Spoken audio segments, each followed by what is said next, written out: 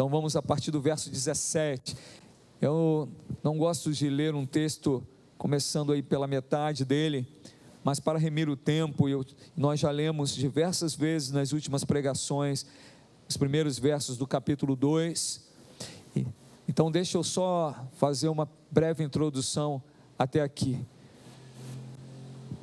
Neemias sabe que, pelo seu irmão Hanani, que a situação de Jerusalém é terrível, seus muros continuam derrubados após décadas, após quase 100 anos, seus muros estão derrubados,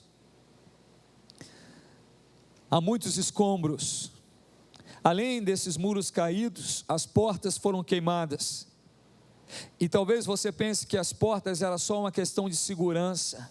Os muros sim eram questão de segurança, mas as portas, além da segurança, tinha algo muito importante para o povo judeu, que lá eles não tinham tribunais como a gente tem o fórum. As causas daquele povo eram julgados nas portas da cidade. Então os tribunais eram as portas. Então portas destruídas significavam que não havia mais justiça, que imperava a injustiça no meio daquele povo.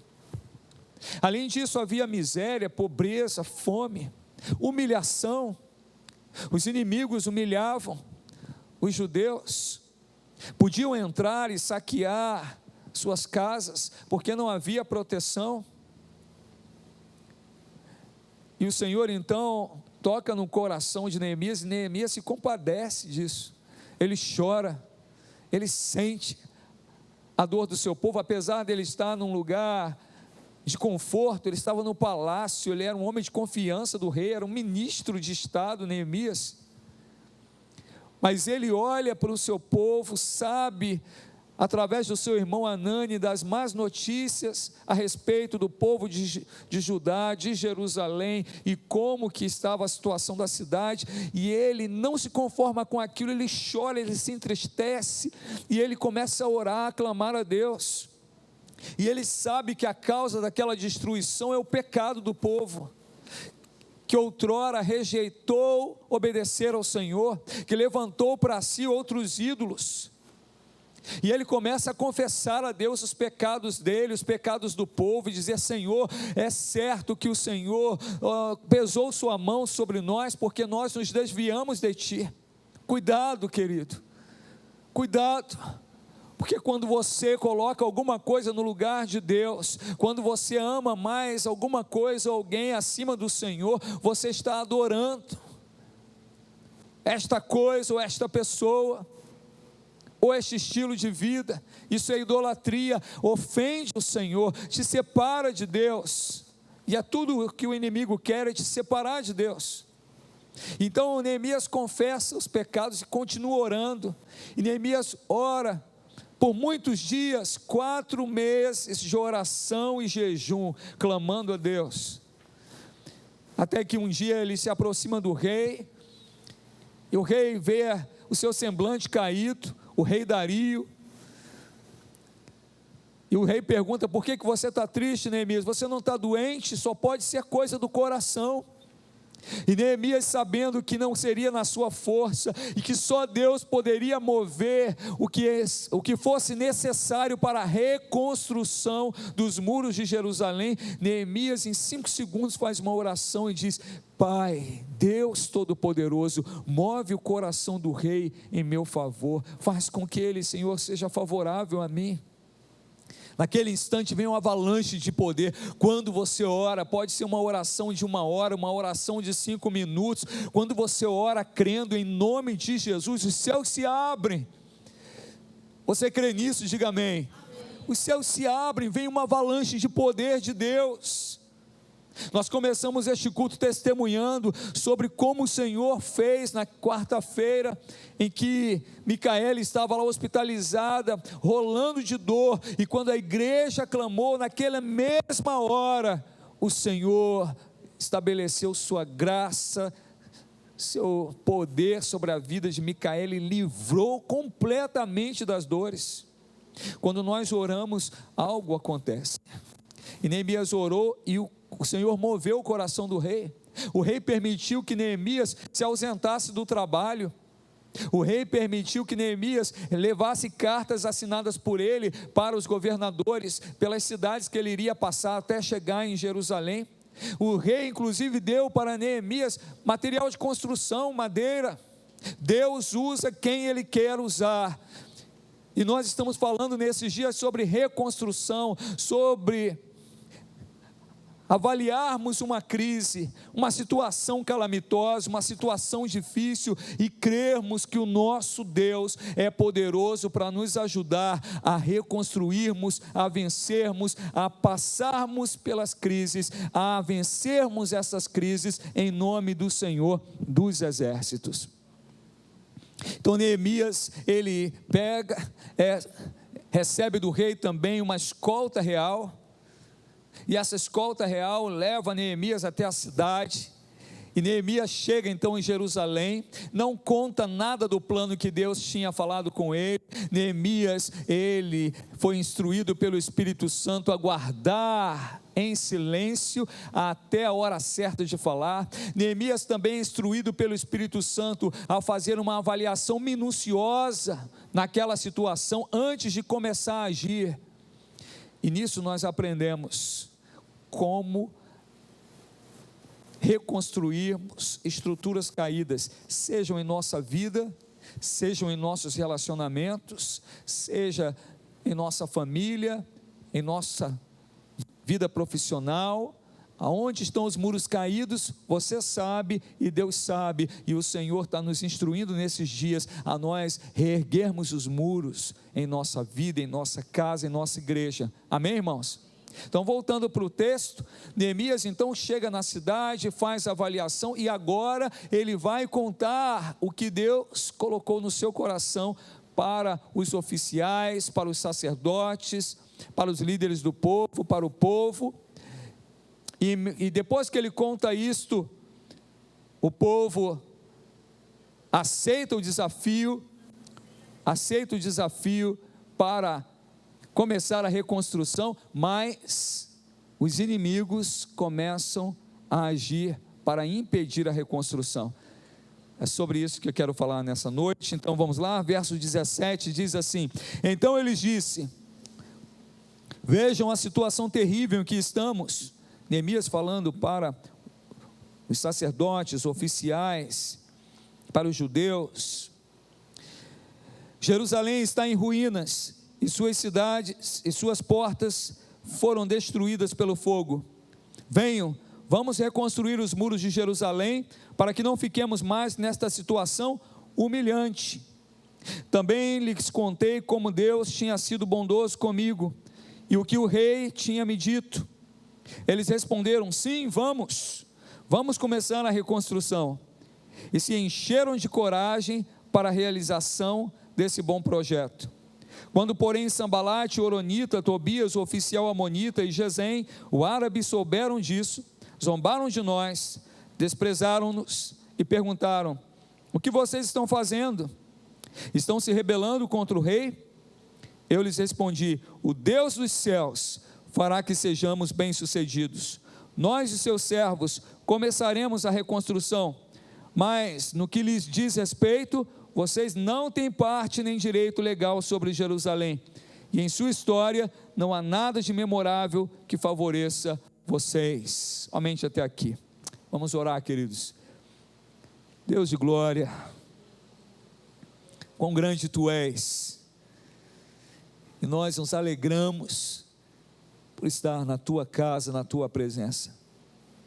Pai de amor, talvez nós não tenhamos noção do quanto precisamos desta palavra, mas se o Senhor está falando conosco nesses dias a respeito deste texto de reconstrução, de estratégia, de fé, de dependência de Ti, de ousadia e coragem, Tu tens um bom propósito nisso tudo, Senhor. Eu te peço, abre as comportas dos céus e derrama sobre nós da Tua presença, das Tuas águas, o Teu poder através da Tua palavra. Sacia a nossa sede, alimenta-nos de Ti, fortalece-nos no Teu forte poder e ensina-nos a lutar, adestra nossas mãos para a guerra, Senhor. É o que eu te peço, Pai, em nome de Jesus, amém, amém. Glória a Deus. Então, neste momento aqui deste texto que lemos, Neemias tem a melhor notícia da chegada, que é o povo, motivado pelo próprio Deus, motivado também pelo testemunho que Neemias dá do que o Senhor havia feito, até ele chegar ali, como o Senhor tinha aberto portas, como o Senhor tinha mudado o coração de Artaxerxes, o rei, como o Senhor tinha provido os recursos necessários, como o Senhor tinha instruído a ele. Agora ele vê que o Senhor move o coração do povo e todos respondem ao convite de Neemias e se dispõem a trabalhar. Uma reconstrução não é feita apenas com uma pessoa, uma reconstrução, uma grande obra é feita com muitos. Então nós aprendemos na semana passada que quando nós estamos diante de crises, de desafios, de dores, nós não podemos lutar sozinhos. O propósito de Deus sempre foi que nós estivéssemos juntos uns dos outros, fortalecendo uns aos outros, ajudando uns aos outros, intercedendo uns pelos outros. Então eu te digo logo no início desta pregação: pare de lutar sozinho. No reino de Deus não tem carreira solo. Somos um povo, um corpo. Somos o corpo de Cristo, o corpo do Senhor, família de Deus. E o Senhor move então o coração daqueles judeus que já estavam habituados com os escombros, já estavam habituados com aquela humilhação, já estavam habituados com aquela crise, há décadas viviam ali, já estavam habituados com o abuso dos inimigos sobre suas vidas, sobre suas famílias, mas o Senhor diz através de Neemias: não pode continuar assim. E eu te digo hoje, se alguma área caída da tua vida, se alguma área caída na tua família ou na igreja, não pode continuar assim. Nós vemos muitas áreas caídas na igreja de Cristo no Brasil, na nossa própria nação. Não podemos nos conformar com esses escombros, temos que clamar ao Senhor e temos que nos dispor para o trabalho. Vamos nos disponibilizar ao trabalho na obra de Deus. Vamos nos colocar ao lado uns dos outros. Se os muros do teu irmão estão caídos, esta responsabilidade também é tua, ajuda ele. Então Neemias certamente ficou muito feliz quando o povo respondeu e disse: sim, vamos começar a reconstrução. Que o Espírito Santo te motive nessa noite a arregaçar as mangas e começar uma reconstrução da tua aliança com Cristo, da tua vida com Deus, do teu ministério, da tua família, amém? Vamos começar a reconstrução, de clamar a Deus, marido por esposa, esposa por marido, irmãos por irmãos. Irmãos, o Senhor está falando conosco nesses dias, não feche os teus ouvidos. Temos que voltar a orar uns pelos outros, os homens orando pelos homens, mulheres orando pelas mulheres, o namorado orando pela namorada. Olha, o namoro segundo a vontade do Senhor é regado a oração, o casamento segundo a vontade de Deus é regado a oração, a amizade segundo a vontade de Deus é regada a oração. Como você pode dizer que é amigo chegado desta pessoa, se você não ora, não intercede com ela? E não é só orar à distância, é orar de perto. Quero ver Gabriel chamando Ana Clara, eu ia falar Aninha, Ana Clara falando: Ana, vamos orar.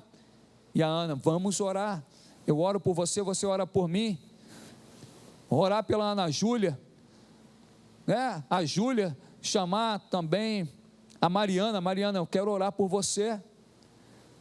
Minha irmã, Gabriel orando pelo Israel, Israel pelo Gabriel, o André pelo George, George pelo André, os casais orando uns pelos outros. Isto tem poder, isto glorifica a Deus, vivifica a igreja.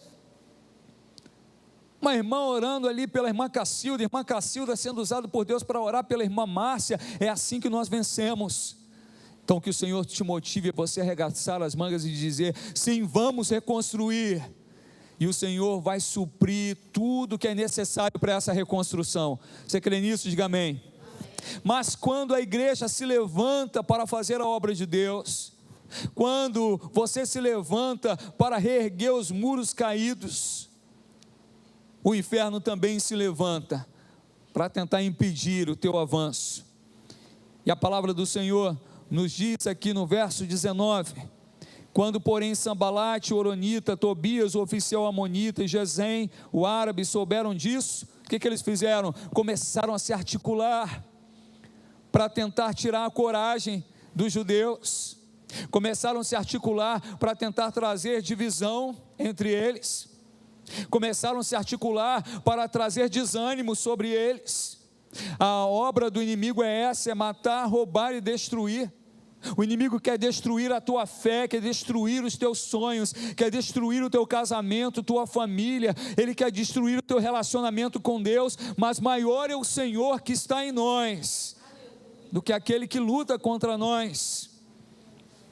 Neemias primeiro enfrenta então problemas internos. Nos versos 13 e 14, nós vemos que ele constata uma situação terrível, dramática, em Jerusalém. A cidade estava arrasada, a cidade estava destruída, os escombros impediram até o caminho dele. Quando ele foi examinar os muros, teve um lugar que ele não conseguiu passar, os escombros fechavam os caminhos, portas queimadas. Havia mais de 90 anos que a cidade estava debaixo da miséria, da humilhação, da vergonha. Parecia ser uma causa perdida. Talvez você olhe para a sua vida e para a sua casa e veja algumas causas perdidas. Talvez você pense que é tarde demais para você recomeçar, reconstruir alguma coisa, de você avançar. Não é tarde, o Senhor é contigo. As coisas pareciam imutáveis. Então a primeira coisa que Neemias enfrentou foram os problemas internos, situações que pareciam imutáveis. Há situações em nossas famílias que parecem imutáveis, relacionamentos que são problemáticos há anos, desde que você nasceu.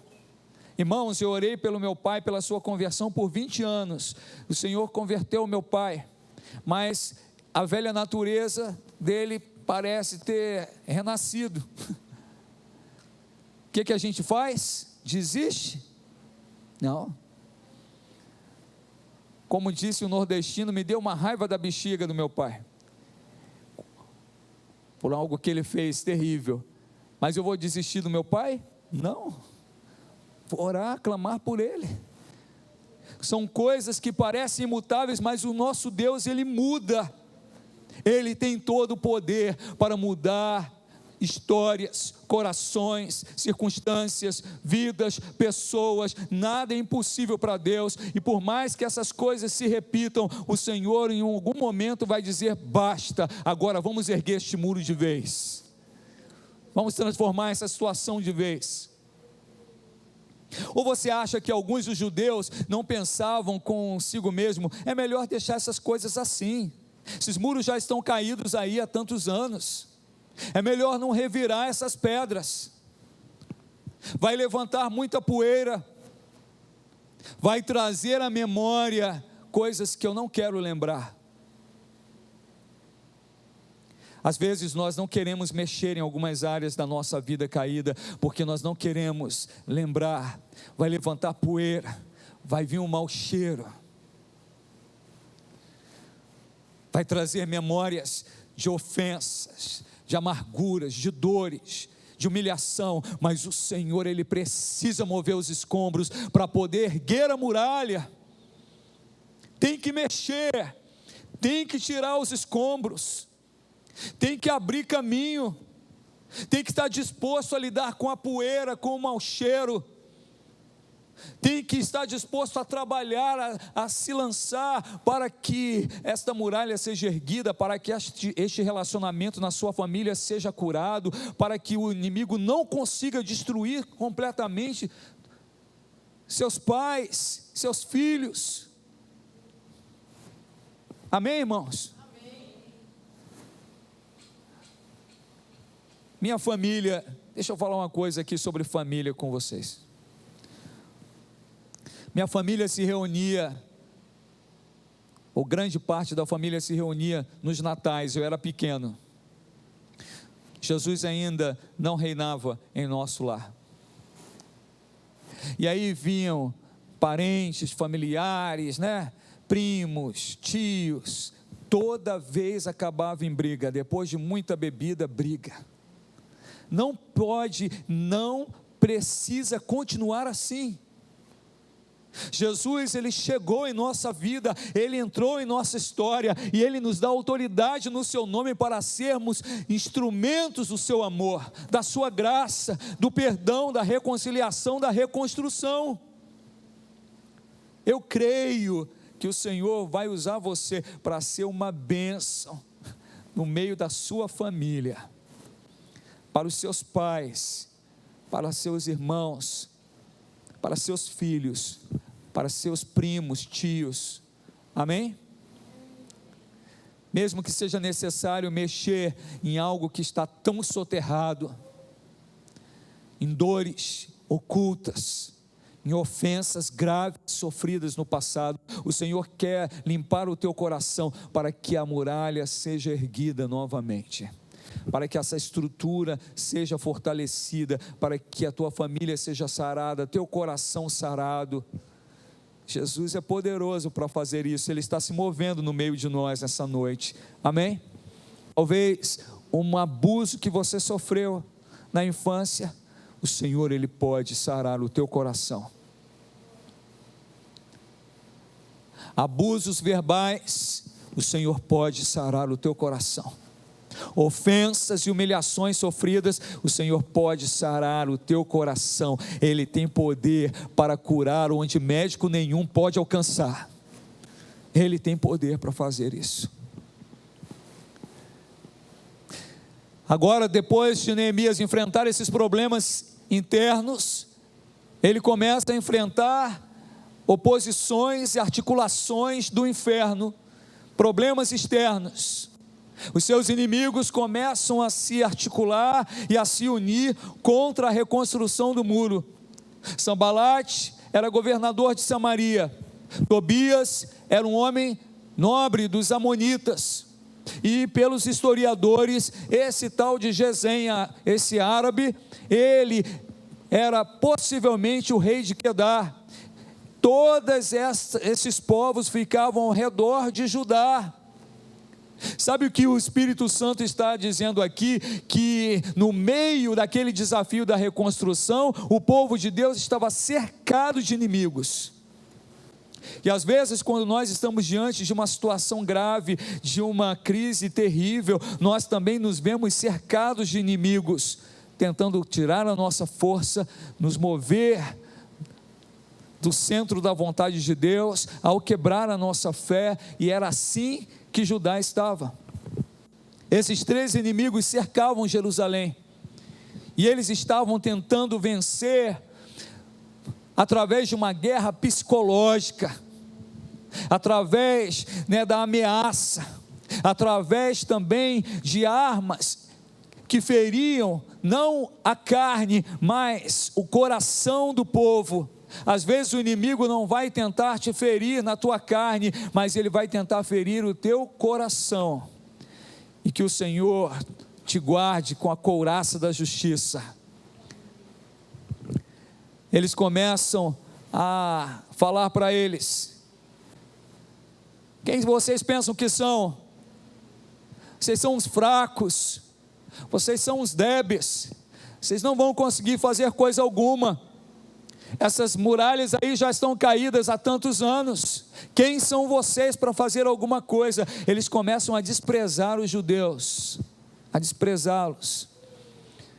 A primeira arma que esses inimigos usaram foi a zombaria. Começaram a zombar deles. O inimigo às vezes zomba de você, ri de você, gargalha, às vezes faz chacota de você, e ele sabe exatamente o teu ponto fraco. Se você é um pouco mais gordinho, o inimigo vai usar uma pessoa para te chamar de balofo.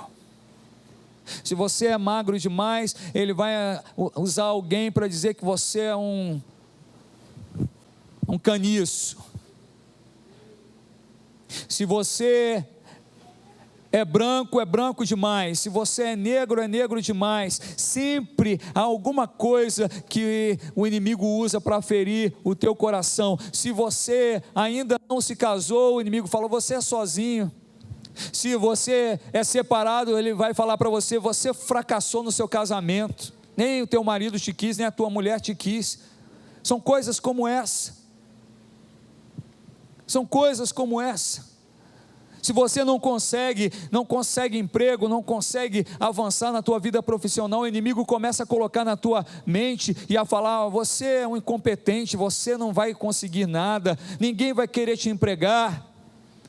Eles começaram a fazer esta batalha, essa guerra. Irmãos, preste atenção no que o Espírito Santo está nos dizendo. As maiores batalhas são travadas aqui, dentro da nossa mente, no nosso coração. E eles começaram a zombar. Eles disseram que se uma raposa subisse no muro, que o muro ia cair. Isso é, essa obra que vocês fazem aí é uma obra fraca. Essa é uma estratégia antiga do maligno, de tentar fazer você duvidar da graça, da força, da capacidade, do poder que Deus te dá. Nós somos fracos? Somos. Nós somos frágeis? Somos, mas grande é o nosso Deus, forte e poderoso é o nosso Deus.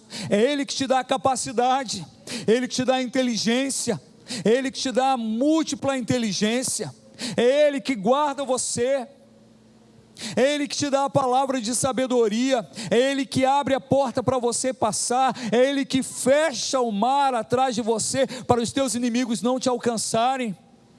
Forte é o nosso Deus.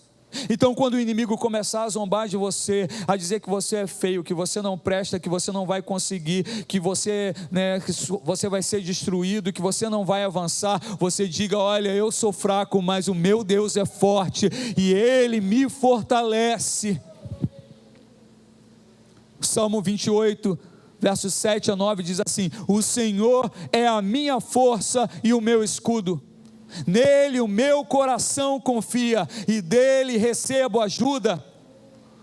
Meu coração exulta de alegria, e com o meu cântico lhe darei graças. O Senhor é a força do seu povo, diga glória a Deus. Sabe quem é a nossa força? O Senhor. Não é uma questão simplesmente de força física, de vigor físico, é um vigor que vem de Deus, que fortalece o nosso corpo, fortalece a nossa alma, fortalece a nossa fé, nos equilibra as emoções, nos dá paz no coração, nos dá coragem para lutar, nos dá certeza que vamos lutar e Ele vai nos dar vitória. Essa força vem do Senhor. A própria palavra diz, o Senhor é a força do seu povo, a fortaleza que salva o seu ungido. O Senhor é a tua fortaleza, o Senhor é a tua força. Para de confiar na tua própria força, para de confiar nas tuas habilidades, confia no Senhor, e saiba que Ele sim, Ele é poderoso para te habilitar, te capacitar, te fortalecer. Irmãos, eu estudei muito para sair da feira. Eu era feirante, meu pai era feirante, e eu não queria mais trabalhar na feira, porque a feira só é bom para quem vai lá comprar, mas para quem trabalha, irmãos, é um trabalho árduo, ingrato. Está chovendo, você está molhado, está sol, você está queimado, sopra um vento, uma poeira, você está empoeirado, deu a hora de comer, tem freguês, você está com fome, e você tem que sair de madrugada. Nós saímos, para os irmãos terem ideia, eu saía de casa no sábado, às 4 horas da manhã, e só voltava no domingo, à noite. De uma feira nós íamos para outra direto, virávamos a madrugada, e eu estudei, me dediquei, mas todo o tempo eu clamava a Deus e falava: Senhor, me ajuda, me ajuda. Você tem que fazer a sua parte, mas sempre confiar na ajuda do Senhor, sempre confiar na força que vem de Deus. Sabe quem vai abrir a porta para você passar? É o Senhor. Sabe quem vai abençoar, né, e te dar bons frutos dos seus estudos, do seu trabalho? É o Senhor. Porque muitos dos meus amigos que estavam junto comigo na escola técnica, na universidade, na pós-graduação, não chegaram onde cheguei profissionalmente. O Senhor esteve comigo. Não foi na minha capacidade, foi na graça de Deus. Claro que eu me esforcei. Neemias não ficou esperando vir um vento do céu e colocar as pedras no lugar. Ele teve que trabalhar, mas todo o tempo a confiança dele estava no Senhor, no Senhor. O Senhor é a tua força. Então, quando o inimigo vier tentando zombar de você, não deixa essa flecha entrar no teu coração. Diga: o Senhor, Ele me ama, Ele me quer bem, Ele é a minha força, Ele é a minha fortaleza, Ele me amou. Sabe qual é a tua arma contra a zombaria do inimigo? Contra essa artimanha do inimigo que é tentar você se achar um lixo, um incapaz, um incompetente, um nada? É você lembrar que na cruz do Calvário, Jesus pagou um alto preço por você. Ele derramou o seu sangue, Ele entregou a sua vida e te comprou. Você tem valor. O Senhor salvou você, escreveu o teu nome no livro da vida, e é isso que importa. Porque um dia todas essas coisas passarão, mas a palavra do Senhor permanece, e todo aquele que crê em Jesus viverá eternamente. Amém, irmãos? Segunda arma usada pelos inimigos foi o desprezo. Você já foi desprezado por alguém? Se você já foi desprezado, você sabe o mal que o desprezo causa aqui dentro da gente, aqui na nossa cabeça. Nós nos sentimos nada. O desprezo traz tristeza, o desprezo traz angústia, o desprezo é uma ofensa muitas vezes desesperadora, porque você não tem nem como reagir ao desprezo. Quando alguém xinga você, quando alguém te humilha verbalmente, você pode até falar alguma coisa, mas quando a pessoa te despreza, é um desespero. O inimigo tenta causar esse desespero em você, fazendo com que pessoas te desprezem, mas o Senhor preza você, o Senhor te ama, e Ele levanta outras pessoas para expressarem o amor e o prezar de Deus por você. O Senhor te quer bem. Não entra nessa cilada do maligno, que é deixar o desprezo causar um dano profundo na tua alma, no teu coração, a ponto de você esmorecer e desistir de prosseguir, e desistir da obra que o Senhor te chamou a fazer. Essa arma é antiga. O desprezo que o inimigo faz contra mim, contra você, é no intuito de nos enfraquecer, de nos causar desespero, angústia e tristeza. Mas sabe o que a palavra de Deus diz a respeito de desprezo e a respeito de prezar? Ele diz no Salmo 51, diz assim: um coração quebrantado e contrito o Senhor não desprezará. Diga glória a Deus. O Senhor não vai desprezar você. Ele te quer bem. Em Mateus 12:20 diz: não quebrará o caniço rachado, não apagará o pavio que fumega, até que leve a vitória e justiça. O Senhor, Ele te quer bem. Você não é desprezível, você é amado de Deus. Você não é qualquer pessoa, você é salvo pelo sangue de Jesus Cristo. Não há outra pessoa igual você. O Senhor te criou, só você desta maneira. Só existe uma Fatinha, só existe uma irmã Rose, só existe um irmão George, não há outra cópia sua. Você é ímpar. O Senhor te teceu e Ele te amou, te salvou, colocou a sua aliança sobre a tua vida e trouxe graça sobre você. E sabe mais o que Ele fez?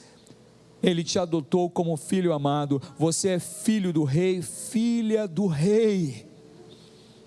Pare de ouvir as bobagens de desprezo do maligno e entenda que você é amado de Deus, que você foi criado à imagem e semelhança do próprio Deus. A restauração da sua vida, da sua família, da sua vida profissional, a restauração dos teus sonhos, a restauração da igreja, não interessa a todas as pessoas. Há muitos que vão militar contra você. Há quem lucra com a desgraça do outro. Há quem tem prazer quando vê você cair, mas o Senhor se alegra quando você vence, e Ele te segura pela mão. Tem até um corinho antigo que eu lembrei agora que diz assim: se cair, não ficará prostrado, porque o Senhor o segura pela mão, pela mão, pela mão, o Senhor o segura pela mão. Se cair, não ficará prostrado, porque o Senhor o segura pela mão. Aleluia, aleluia, glória a Deus.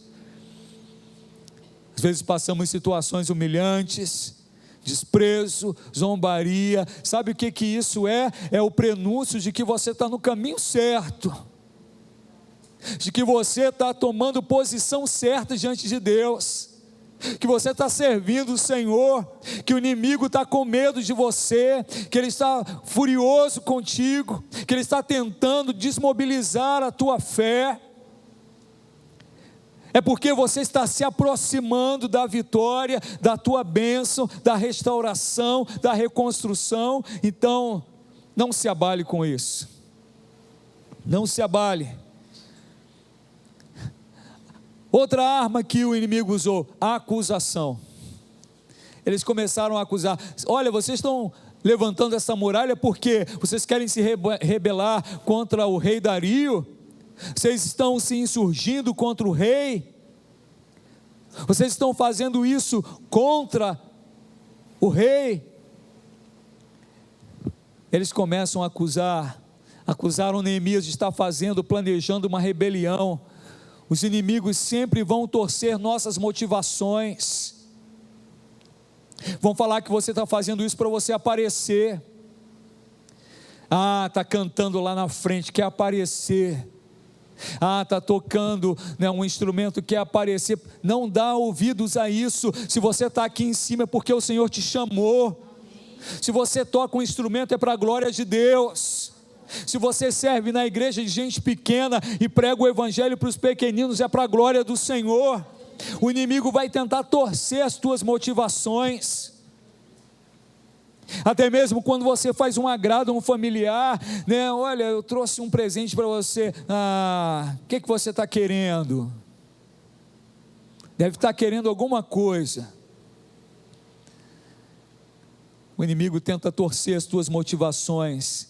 Eles pensam que somos como eles, mas nós somos novas criaturas em Cristo Jesus. O nosso coração está sendo transformado de glória em glória.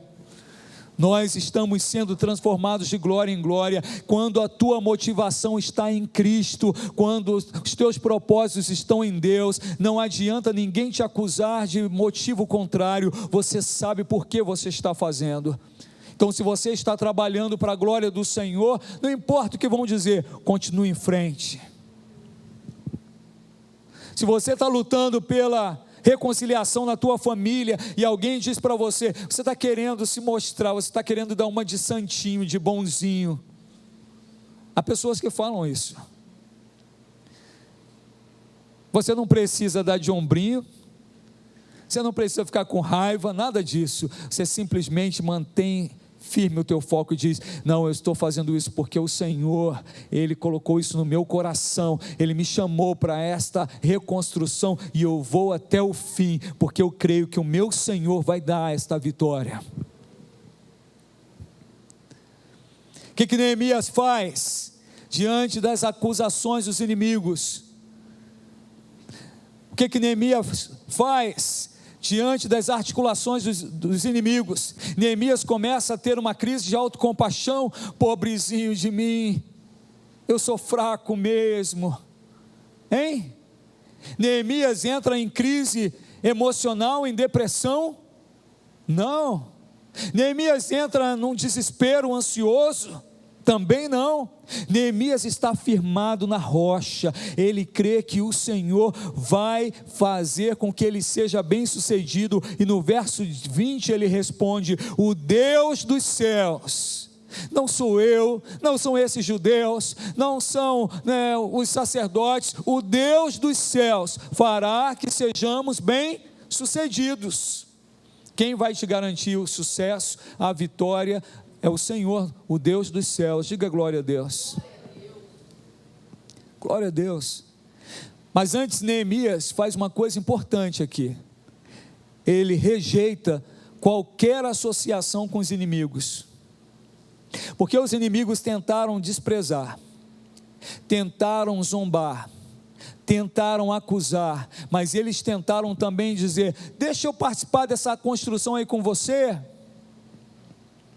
deixa eu te ajudar nessa reconstrução aí. Não aceite associação com o inimigo,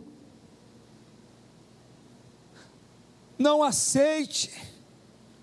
Irmãos queridos, você é amado do Senhor, é povo de Deus. Às vezes pessoas que servem a outros deuses vão querer se associar a você, ou numa sociedade, ou numa obra que o Senhor te chamou para fazer. Quem pode fazer a obra de Deus? Aqueles que foram chamados pelo próprio Deus. Quem Deus não chamou, não deve fazer parte da sua obra, até que ele se converta, até que ele se arrependa. Ou quem sabe, muitos deles nunca vão se arrepender, são filhos do diabo. O propósito de Tobias, o propósito de Sambalate não era ajudar. O propósito do inimigo não é te ajudar. Ele vai te oferecer ajuda, mas é para te sabotar, é para tentar enfraquecer a tua vida com Deus, é para tentar roubar a tua alegria da salvação, é para tentar corromper o teu coração, é para tentar inculcar em você ensinos de demônios. Sabe o que eles queriam?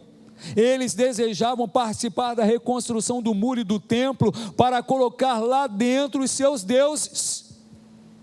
Só que o Senhor não aceita isso. Só existe um Deus, e o seu nome é Senhor. Então cuidado com quem você se associa, cuidado com este teu melhor amigo, que serve a espíritos malignos, que rejeita Deus, que ofende a Deus. Não pode ser o teu melhor amigo, não pode andar direto contigo, não pode ser uma influência na tua vida, porque certamente não é que ele tenha esta pronta vontade, talvez nem tenha, mas o inimigo pode usar ele, pode.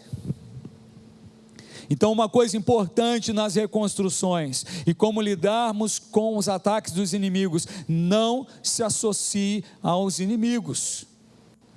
Quando eles ofereceram ajuda a Neemias, Neemias responde a eles no final do verso 20 e diz a eles: vocês não têm parte nem direito legal sobre Jerusalém, e sua história não há nada de memorável que favoreça vocês. Vocês não são dos nossos. Não são dos nossos. Sabe o que Neemias tem e que nós precisamos ter? Discernimento espiritual. Você sabe o que é isso?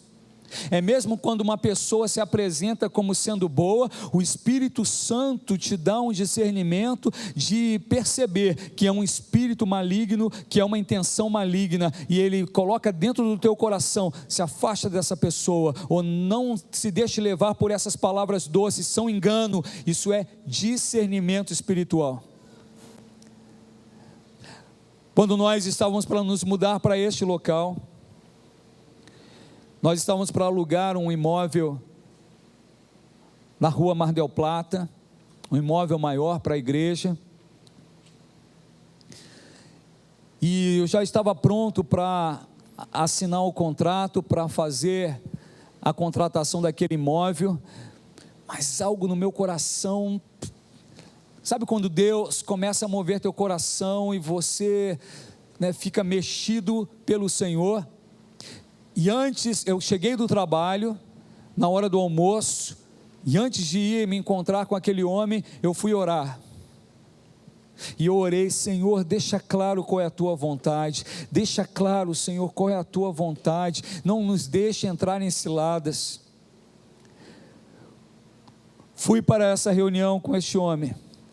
No meio da reunião, enquanto eu falava sobre a igreja, eu falava: não, porque a nossa igreja agora eu achava muita gente, já tem 30 pessoas, então já precisa de um lugar maior, porque nós nos reuníamos na nossa casa.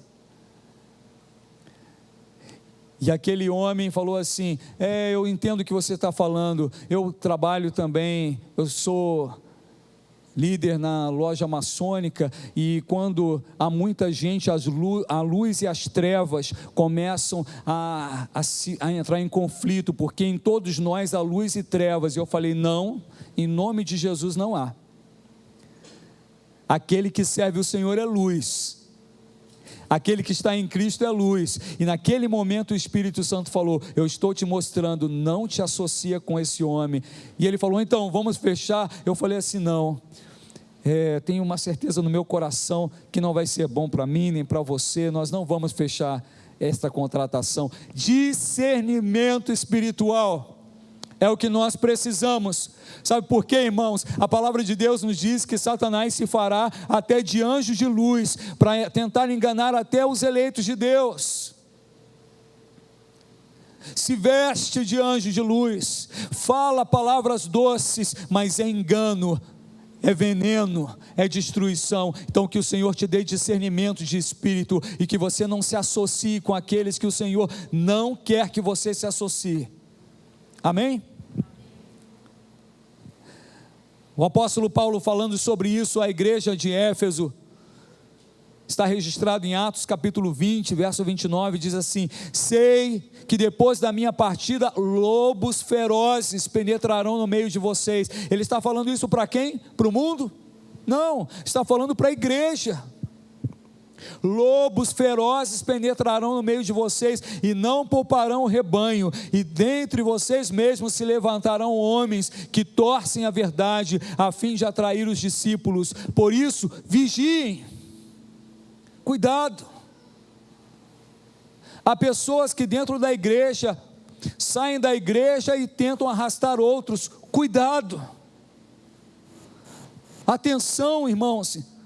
Nem todos aqueles que se dizem irmãos são de fato irmãos. Que o Senhor nos dê discernimento de espírito. Nem todos aqueles que pregam dizendo que é o evangelho genuíno. Que o Senhor te dê discernimento de espírito, em nome de Jesus. Precisamos disso. Como que vencemos nossos inimigos? Com as armas de Deus. Efésios 6, 10 a 13 nos fala sobre isso. Diz assim: finalmente, irmãos, fortaleçam-se no Senhor e no seu forte poder. Vistam toda a armadura de Deus, para poderem ficar firmes contra as ciladas do diabo. Eu sou crente já há 10 anos, há 20 anos, eu conheço o diabo, ele não vai conseguir me enganar, ele não vai conseguir me laçar, ele não vai conseguir colocar nenhuma cilada para mim. Não se fie em você mesmo, confie só no Senhor, se revista da armadura de Deus, dependa do Senhor, peça ao Senhor: Senhor, eu quero me revestir com a tua armadura, eu quero ter o capacete da salvação. Guarda minha mente, guarda meus pensamentos, guarda meus conceitos. Todos os dias este mundo está tentando inculcar em você conceitos que são contrários à verdade. Não é cada um tem sua verdade, só existe uma verdade. Pare para pensar, ou é verdade ou não é, ou é verdade ou é mentira, ou vem de Deus ou não vem de Deus. Então não se deixe levar pelas filosofias deste mundo, que vem revestido com o nome de amor, mas que é destruição. Poliamor, parece bonito, né? Poliamor, mas sabe o que isso quer dizer?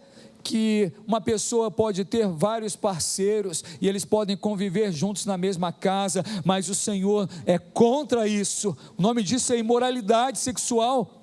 Então pode vir com palavras bonitas, mas a verdade vai iluminar a tua mente, o teu coração, para você discernir o que é a vontade de Deus e o que não é, para você se livrar das ciladas do maligno. Vista toda a armadura de Deus. Diz mais: pois nossa luta não é contra a carne ou sangue, não é contra pessoas. A nossa luta não é contra pessoas. Você entende isso? Amém?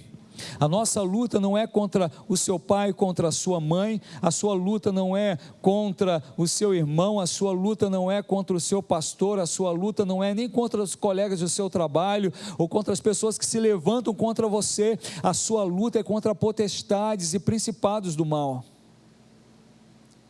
Às vezes há um desentendimento entre nós, e nós devemos lembrar disso.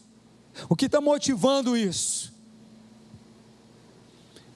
Vamos orar, vamos clamar que o Senhor repreenda toda essa investida do maligno para causar divisão, e vamos parar de cair nessas ciladas, de militarmos uns contra os outros. Amém, irmãos? Pois a nossa luta não é contra pessoas, mas contra os poderes e autoridades, contra os dominadores deste mundo de trevas, contra as forças espirituais do mal nas regiões celestiais. Por isso vistam toda a armadura de Deus, para que possam resistir no dia mau e permanecer inabaláveis. O que vai fazer você permanecer firme? O poder de Deus, a graça de Deus, o Evangelho, a palavra de Deus, que é a espada do Espírito, as sandálias da preparação do Evangelho da paz. O Evangelho é a arma de Deus, o Evangelho é a arma de Deus. O cinturão da verdade, a verdade é uma arma. É sim, Gugu, a verdade é uma arma. Você sabia disso? Diga glória a Deus. Diga a verdade, fala a verdade, anuncia a verdade, que é Cristo. A verdade é uma arma. A couraça da justiça, seja justo. A justiça é uma arma, é uma proteção para o teu coração. Ilumina os teus pensamentos com as coisas do alto, com as coisas celestiais, com a palavra de Deus, com o capacete da salvação. Para de importar para a tua mente, para o disco rígido aí da tua memória, tanto lixo e podridão que estão disponíveis aí nas séries de TV, nos filmes, na cultura deste mundo de trevas, deste mundo mau, pervertido e perverso. Coloca o capacete da salvação, é assim que você vai resistir no dia mau. E sabe qual é o propósito de Deus? Que você vença, que você resista, que você triunfe, que você não seja abatido pelas armas do inimigo, mas que com as armas de Deus você vença estes ataques e esta oposição. Você quer vencer? Diga amém. Neemias, ele tem coragem para dizer aos seus inimigos que a sua força está em Deus. Eu quero ter sempre esta coragem, e que você também tenha, e esta certeza: a minha força vem de Deus, e que nós não precisamos da ajuda do inimigo para fazer a obra de Deus. Quando você vê um pastor, um cantor evangélico se unindo a um pai de santo para fazer alguma coisa, saiba que Deus não está ali. Não é uma questão de que somos melhores do que qualquer pessoa, é uma questão da vontade de Deus. E o Senhor diz: não se associa ao mal. Não adianta, por qualquer motivo que seja, não se associa ao mal. Quando a LBV ligar para você para te pedir ajuda, para você fazer obra social, você diga não. Por que não? Porque eles vão fazer isso em nome do Espiritismo, vão fazer esta ação social e, na verdade, vão propagar uma mentira de que a pessoa reencarna e que através de obras que ela é salva. Isso está, na verdade, afastando essas pessoas que estão recebendo o donativo da verdade que é Cristo Jesus. Então não se associe com o mal. Não precisamos da ajuda do mal para fazer a obra de Deus, porque a ajuda do mal, na verdade, não é ajuda, é cilada, é sabotagem, é destruição. Então cuidado com quem você está se associando e diga não, e diga: eu quero apenas aqueles que o Senhor colocar do meu lado, conforme a vontade de Deus. Irmãos queridos, a reforma, a restauração, seja da minha vida, da sua vida, de nossa família, da igreja, ela precisa da bênção divina, e também do trabalho do homem. Verso 20, eu lhe respondi: o Deus dos céus fará que sejamos bem-sucedidos. O Deus dos céus fará com que sejamos vitoriosos. O que o Espírito Santo está nos dizendo aqui? Que a soberania de Deus, o poder de Deus, ele, na verdade, se une à responsabilidade humana. Eles caminham juntos, de mãos dadas. Você está ouvindo isso? Diga amém. Deus é soberano, amém? Mas o homem é responsável. Deus é soberano, mas você tem uma parte neste milagre de Deus. Deus tem todo o poder, mas você tem que arregaçar as mangas e começar a trabalhar, a restaurar, a buscar, a orar, a jejuar, a agir, a se afastar dos teus maus caminhos. Em primeiro lugar, nós precisamos da bênção de Deus, que é a base da reconstrução e da vitória sobre qualquer crise. Sem a ajuda de Deus, o meu e o teu trabalho não servem para nada. Sem a ajuda do Senhor, não serve de nada.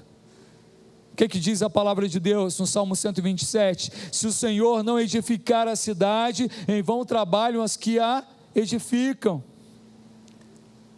Às vezes a gente trabalha por algo e não consegue realizar.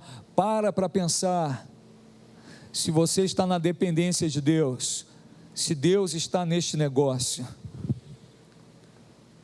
A reforma, a restauração, a vitória contra situações difíceis, ela é feita não por força, não por violência, mas pelo Espírito de Deus. Sabe o que Jesus disse? Sem mim, vocês não podem fazer coisa alguma. Sem Jesus, eu não posso nada, eu não sei nada, eu não vou a lugar nenhum. Mas em Cristo Jesus, nós somos mais do que vencedores. Diga glória a Deus. Paulo ainda pergunta: se Deus é por nós, Quem será contra nós? O Senhor é contigo, o Senhor é conosco. Ainda mais ele diz: maior é aquele que está em nós do que aquele que está no mundo. A confiança em Deus é o maior incentivo para aquilo que você tenha que realizar. Confia no Senhor. Os inimigos vão estar tentando te sabotar? Vão. A palavra de Deus não mente, ela é a verdade. Os inimigos vão estar tentando minar as suas forças? Vão. Mas faça como Neemias. Olha para o tamanho do teu Deus, crê nele de todo o coração e diz: o Senhor dos céus, o Deus Todo-Poderoso, o meu Salvador Jesus Cristo, Ele fará com que eu seja bem-sucedido. Nos seus estudos, no seu trabalho, no seu casamento, na obra aqui na igreja, na sua vizinhança, onde você estiver, onde você colocar a planta dos teus pés, onde você tocar as tuas mãos, se você estiver na dependência do Senhor, se você buscar a direção de Deus e o poder, a graça, a unção do Senhor, você vai vencer. Amém? O Deus dos céus está conosco. Você crê nisso? Diga amém. Deixa eu falar uma última coisa que deve ficar gravada no teu coração. Quem confia em Deus não teme os seus inimigos. Quem confia no Deus Todo-Poderoso, no Pai, Filho e Espírito Santo, não teme os seus opositores, os seus inimigos. Amém, irmãos? Então fica com esta palavra no teu coração.